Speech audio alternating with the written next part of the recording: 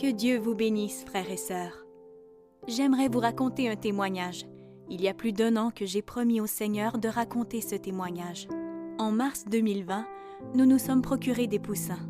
Un de ces poussins était très méchant envers les autres et je pensais qu'il allait peut-être en tuer quelques-uns.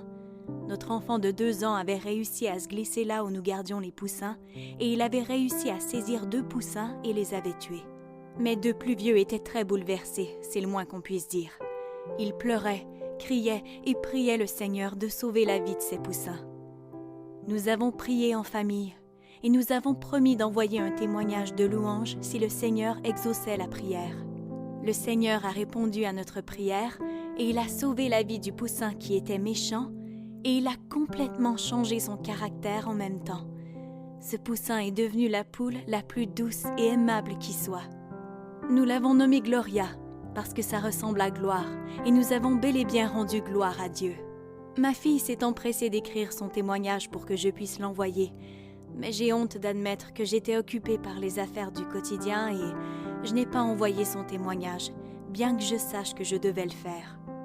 Nous voici 1 an plus tard. Nous devions nous rendre en ville rapidement, et ma fille et moi avons toutes 2 eu le sentiment que nous devrions fermer la porte du poulailler où se trouvaient nos poulets. Mais comme ce n'était qu'une petite course à faire, nous sommes partis rapidement sans le faire.